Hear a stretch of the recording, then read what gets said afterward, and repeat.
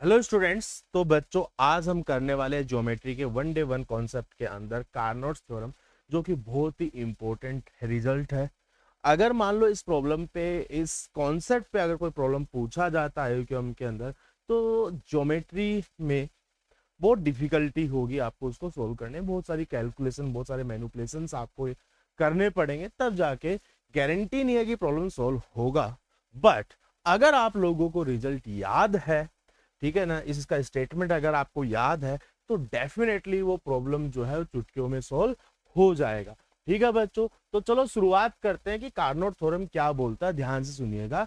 अगर एबीसी एक ट्राइंगल है, एबीसी एक ट्राइंगल है जिसके अंदर अगर लेट सपोज किसी एक इंटीरियर पॉइंट पी से, रैंडमली ये कोई भी एक पॉइंट हो सकता है पी, अगर पॉइंट पी से 3 एल्टीट्यूड ड्रॉ कर दिए जाए जिनका वैल्यू है P D, P F and PE. आई बात समझ में? ठीक है। तो बच्चों AD square, BE square, C F square का जो वैल्यू है वो B D square, A C square and A F square के इक्वल होता है। आई बात समझ में? ठीक है ना। तो इस इट काइंड ऑफ, अगर आप लोगों ने देखा सेवियन थ्योरम का जो रिजल्ट था, कुछ कुछ वैसा ही है, बट यहाँ पे पाइथागोरस थ्योरम का काफी कुछ लेना देना है। ठीक है, तो ध्यान से देखिएगा कैसे हम इस चीज को आगे बढ़ा सकते हैं। ध्यान से समझिएगा कि लेट सपोज आप लोगों को ये ट्राइंगल दिया हुआ है ए बी एंड सी, और अगर ये पॉइंट P है और यहां से अगर हम तीनों एल्टीट्यूड ड्रॉ करते हैं, अगर ये D है, ये E है, ये F है। एक बार मैं देख लेता हूं D E F मेरे यही पॉइंट माने गए हैं क्या? अच्छा, D इधर माना गया है और E इधर माना गया है। तो एक काम करता हूं, इन पॉइंट्स को वापस से अलग कर लेते हैं। ठीक है, ध्यान से देखिएगा। अगर ये D है, ये E है और ये आप लोगों का F है। ठीक है, और मैंने यहाँ पे एल्टीट्यूड ड्रॉ कर दिए हैं। तो सबसे पहला काम आप लोगों का होगा कि आप इनको पॉइंट को ज्वाइन कर दीजिएगा। ठीक है बच्चों, अब आपको छोटे मोटे मिला के टोटल 6 राइट एंगल ट्राइंगल दिखाई देंगे। 1 बाय 1 राइट एंगल ट्राइंगल के अंदर मैं पाइथागोरस थ्योरम यहाँ पे यूज करने वाला हूं। ठीक है बच्चों, तो सबसे पहले ध्यान से देखिएगा, क्या मैं ये लिख सकता हूं कि बीपी स्क्वायर, इस राइट एंगल ट्राइंगल में क्या बीपी स्क्वायर का value B square plus P square के इक्वल है क्या? BP square equals to B square plus P square के इक्वल है क्या? ठीक है, तो यहां से अगर मैं देखूंगा तो बच्चों मेरे को बी स्क्वायर का value BP square minus P square के इक्वल दिखाई देगा। आई बात समझ में? बी के बाद में सी एफ स्क्वायर को, किसको बच्चों? सी एफ स्क्वायर को क्या लिख सकता हूं? ध्यान से समझना, CP square minus F P square, CP square minus F P square. And अगर मैंने यहां बी की बात कर ली, मैंने यहां सी एफ की बात कर ली, इन द सेम वे अगर मैं यहां एडी स्क्वायर की बात करता हूं, AD square is what? AP square minus DP square, AP square minus DP square. तो एक काम कीजिएगा बच्चों, इन तीनों इक्वेशंस को आपस में ऐड कर दीजिएगा। तो जैसे मैंने इन इक्वेशंस को आपस में ऐड करा, तो ये क्या बन जाएगा बच्चा लोग? AD square. ऐड करने के बाद कुछ चीजों को आपको अरेंज करना होगा। कैसे अरेंज करना होगा? ध्यान से देखिएगा। सबसे पहले आप लोगों के सामने बीपी स्क्वायर दिखाई दे रहा है, और इस बीपी स्क्वायर की जगह मैं ये माइनस डीपी स्क्वायर ले रहा हूं। ठीक है ना, प्लस में सीपी स्क्वायर दिख रहा है क्या आप लोगों को? सीपी स्क्वायर के साथ मैं एक काम करता हूं, इस ईपी स्क्वायर को ले लेता हूं। ठीक है, चीजें वही है, बस आगे पीछे लिखने का तरीका है। और एपी स्क्वायर के साथ में, एपी स्क्वायर के साथ में क्या बचा मेरे पास? एफ पी स्क्वायर बचेगा क्या? यस और नॉट? अब यहां पे ध्यान से देखिएगा, BP square minus DP square is what? BD square. क्या बन जाएगा बच्चों? BD square. CP square minus AP square is what? AC square. यहां से ये बन जाएगा, और in the last AP square minus F P square equals to A F square बन जाएगा। ये आपका पहला जो रिजल्ट है कार्नोट थ्योरम पे बेस्ड, वो आपका इंपॉर्टेंट रिजल्ट ये रहेगा। क्लियर है? अगर लेंथ वगैरह के बारे में बात हो रही है तो हम इस तरीके से इसको डील कर सकते हैं। सेकंड, एक और इंपॉर्टेंट रिजल्ट है कार्नोट थ्योरम के ऊपर, ध्यान से देखिएगा। इस बार आप लोगों को बोला गया है if P is the circum centre and, ये ट्राइंगल जो है वो एक्यूट एंगल ट्राइंगल है। क्या है बच्चों? एक्यूट एंगल ट्राइंगल है एंड P जो है सर्कम सेंटर है। अगर बच्चों P सर्कम सेंटर है तो इसका मतलब ये भी होता है, ध्यान से सुनिएगा, कि P जो है वो तीनों वर्टेक्स से इक्वल डिस्टेंस पर होगा। दैट मींस PA, PB और PC की वैल्यू इक्वल होगी। That will be equals to capital R। Capital R is what? Circumradius. Clear है? तो या फिर इसको मैं ये भी बोल सकता हूं कि किसी भी एक्यूट एंगल ट्राइंगल के अंदर सर्कम सेंटर की तीनों साइड से डिस्टेंस का सम हमेशा सर्कम रेडियस और इन रेडियस के इक्वल होता है। ये बात मैं लिख सकता हूं क्या? आई बात समझ में? कैसे करना है इस चीज को समझिएगा, ध्यान से समझिएगा। अगर मैं इस ट्राइंगल को ABC बोलता हूं तो A के सामने स्मॉल a होगा, और अगर ये एल्टीट्यूड्स मैंने यहां पे ड्रॉ किए हैं तो ऑब्वियस सी बात है PE जो है मेरा क्या बोलते हैं परपेंडिकुलर बाइसेक्टर होगा। और अगर ये कैपिटल A है, इसके सामने स्मॉल a होगा, तो ये जो लेंथ है ये a/2 होगी, ये लेंथ भी मेरी a/2 होगी, ये लेंथ मेरी b/2 होगी, ये लेंथ भी b/2 होगी, ये लेंथ भी c/2 होगी, ये लेंथ भी c/2 होगी। क्या? पहला काम तो ये हो गया।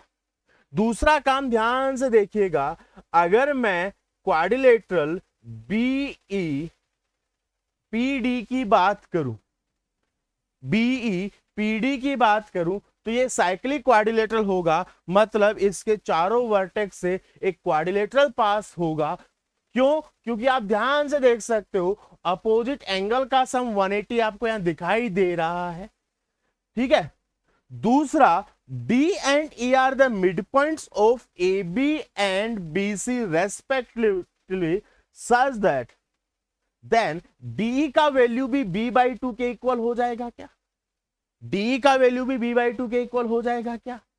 एंड BP का वैल्यू कैपिटल R के इक्वल होगा क्या? कैपिटल R के इक्वल होगा क्या? तो क्वाड्रिलेटरल BEPD के अंदर मैं टोल्मी थ्योरम लगाता हूं, जिसका मतलब है अपोजिट साइड्स का प्रोडक्ट का sum is equals to diagonal के प्रोडक्ट के इक्वल होता है। यस और नॉट? तो एक काम कर सकता हूं, मैं यहां पे लिख सकता हूं क्या?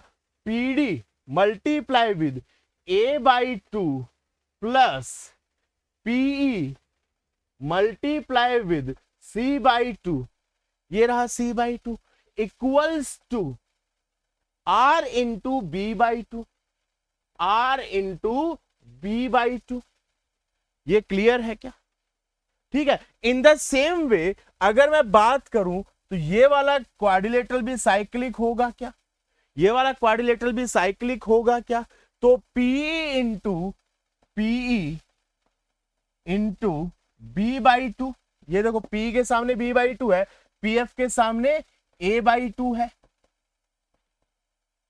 PF के सामने A/2 है। ये circumradius R multiply with this length, and this length is again by the midpoint theorem c/2, and by similarity अगले में तो ऑब्वियस सी बात है R इंटू A/2 निकल के आएगा ही आएगा। ठीक है बच्चों? और ये क्वाड्रिलेटरल भी आपका क्या साइक्लिक है क्या? अगेन यहां पे हम कौन सा थ्योरम यूज करेंगे? टोल्मीज थ्योरम यूज करेंगे। Opposite side B/2 into PD, क्या आएगा? B/2 into PD, PD into B/2 और PF into C/2, PF into C/2। Yes और नॉट? अब एक काम करते हैं, देखो सब में सबके अंदर by2 लिखा हुआ है, तो मैं इस रिजल्ट को 1/2 को कैंसिल आउट कर देता हूं, और इधर तो a plus B plus C into R आ जाएगा। a plus B plus C into R equals to, देखो एक तो मेरा पास पीडी होगा, ऑब्वियस सी बात है, एक मेरे पास पीई होगा, ऑब्वियस सी बात है, और एक मेरे पास पीएफ होगा, ये भी मेरे पास ऑब्वियस सी बात है। पीडी किस किस के साथ है ये मेरे को अब यहां पर देखना है। पीडी है ए और बी के साथ, ए प्लस बी। पीई किसके साथ है मेरा, पी किसके साथ है मेरा, सी एंड बी के साथ है, सी एंड बी के साथ है। A plus B C plus B है, तो यहां ए प्लस सी होगा जो कि पीएफ के साथ होगा। पीएफ के साथ देख भी लो एक बार, ये ए रहा, ये सी रहा। अब एक छोटा सा रिजल्ट और याद रखिएगा, क्योंकि हमको रिजल्ट में प्रूफ इन रेडियस के बारे में बात हो रखी है, तो पेरीमीटर का रोल आता है। तो इसको मैं ए प्लस बी प्लस सी लिख सकता हूं पेरीमीटर को, यस और नॉट। तो इस रिजल्ट को मैं वापस से अगर देखूं, RP is equals to PD multiply with P minus C, P is what, perimeter, minus C plus PE P minus A plus P F P minus B, ये बन जाएगा क्या, क्लियर है। अब एक काम और करते हैं, ध्यान से सुनिएगा, सारा जो कुछ पी है वो एक तरफ ले लेते हैं, एक तरफ ले लेते हैं, ठीक है। तो यहां से देखो पेरीमीटर कॉमन आ गया, अंदर बच गया क्या, PD plus PE plus PF बच गया, minus perimeter multiply with, perimeter नहीं है, माइनस, ध्यान से सुनिएगा, PD dot C plus PE dot A plus PF dot B. अगर इन सबके साथ डिवाइड बाई 2 हो जाता तो अच्छा होता क्या, अच्छा होता क्या, चेक करो, ठीक है। वापस से 2 हटाया था, वापस से ले लिया। ऐसा क्यों किया, ध्यान से सुनिएगा बच्चों, ऐसा क्यों किया, पीडी डॉट सी बाई 2 है, पीडी डॉट सी बाई 2 है, ध्यान से सुनना। What is PD, this is PD, what is C, this is C. अगर मैं इस ट्राइंगल के लिए बात करूं, ट्राइंगल कौन सा, पीएबी का एरिया क्या पीडी डॉट सी का हाफ होगा, ट्राइंगल पीबीसी का एरिया, ट्राइंगल पीबीसी का एरिया पीई डॉट ए होगा, एंड ट्राइंगल पीएसी का area what, PF dot B होगा हाफ।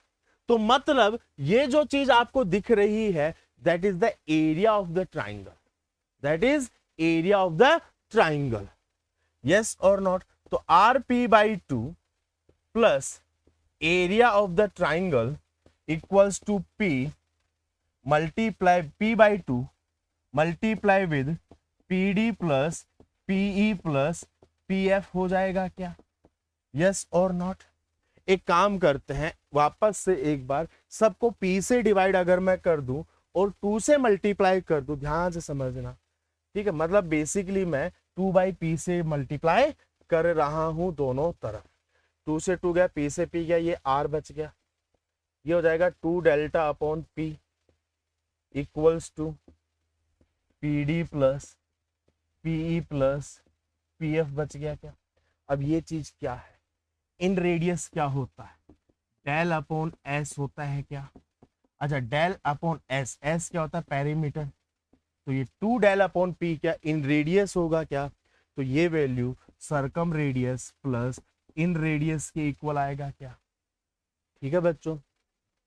तो ये हमने इस पे बेस्ड एक क्वेश्चन प्लस क्लास में भी किया था, और मैंने बोला था इसका प्रूफ अपन यूट्यूब पे कर देंगे, आप एक बार देख लीजिएगा, क्लियर है, ठीक है। चलो तो थोड़ा सा और आगे बढ़ते हैं, इसी कॉन्सेप्ट को यूज करते हैं, ध्यान से सुनिएगा। अब कई बच्चे सोचेंगे सर आपने वहां पे एक वर्ड यूज किया था एक्यूट एंगल ट्राइंगल के लिए, मैंने बोला बिल्कुल किया था। अगर मान लो ऑब्ट्यूस एंगल हो जाए ए के ऊपर, ए के जो सामने वाला जो एल्टीट्यूड है दैट विल बी पीई, तो वहां पे सिर्फ माइनस साइन हो जाएगा।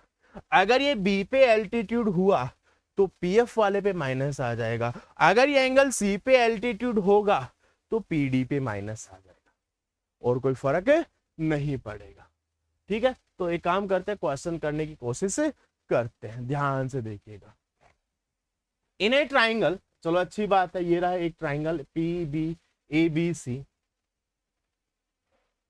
पीडी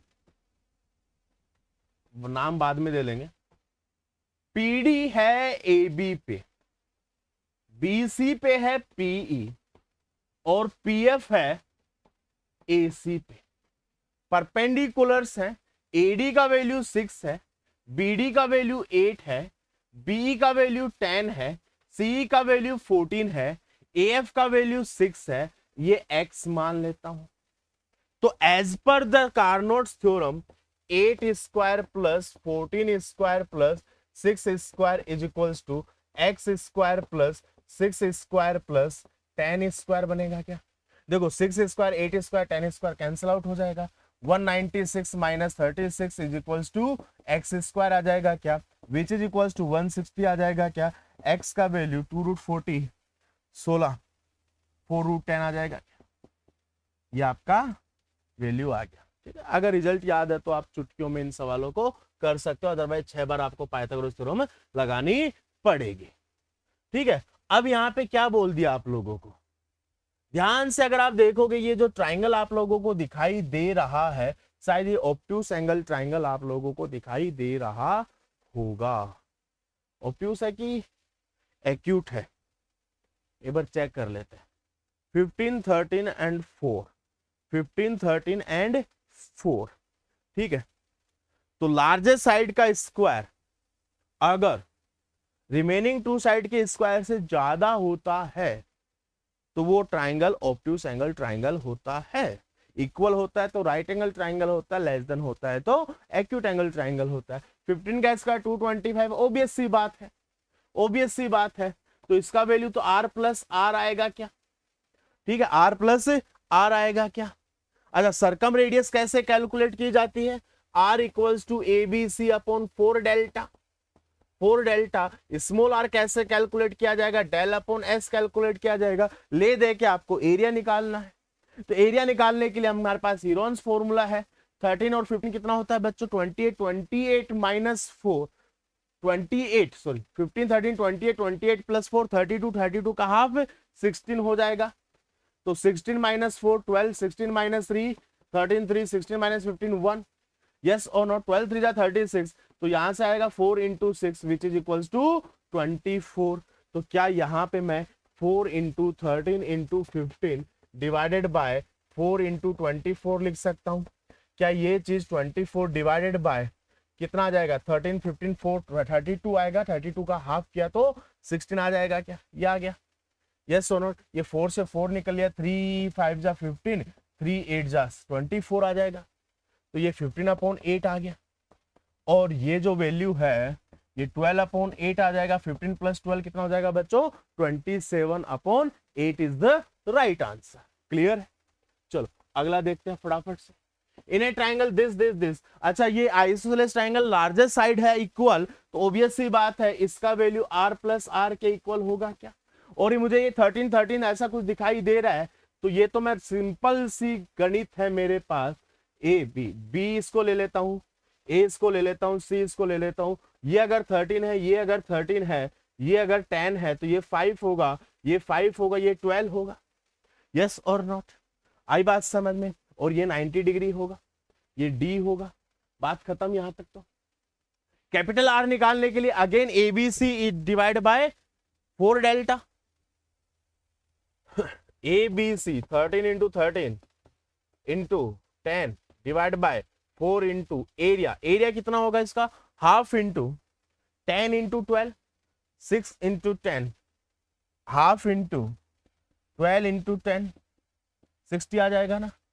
चलो ये 6 हो गया, तो 169/24 आ जाएगा, 169/24 आ जाएगा। इन रेडियस कितना हो जाएगा, डेल अपॉन एस हो जाएगा। अच्छा डेल कितना है, एरिया भी मेरा 60 आया ना, 60 अपॉन एस कितना आएगा, 26 10 36 18, इतना आ जाएगा क्या, ठीक है। तो यहाँ पे अगर देखो 6 से डिवाइड हो रहा है, 6 3 जा 80, 10/3, तो 169/24 प्लस 10/3 ऐड कर लीजिएगा, आंसर आप लोगों का आ जाएगा। ठीक है बच्चों, तो चलो बच्चों, ये बड़ा ही इंपॉर्टेंट थ्योरम था, प्लीज देख लीजिएगा, रिजल्ट याद कर लीजिएगा, बिना रिजल्ट के भैया कुछ नहीं होगा, ठीक है ना। और जैसे अगर रिजल्ट पूछा जाता है इस पे बेस्ड, ध्यान रखना सेकंड वाला जो रिजल्ट था वो एक एक्सटेंडेड वर्जन था, अगर P is the circumcentre, और उससे पहले हमने जो लिखा था तो P is any random point. आई बात समझ? तो चलो बच्चों, मिलते हैं नेक्स्ट लेक्चर में, तब तक के लिए बाय बाय।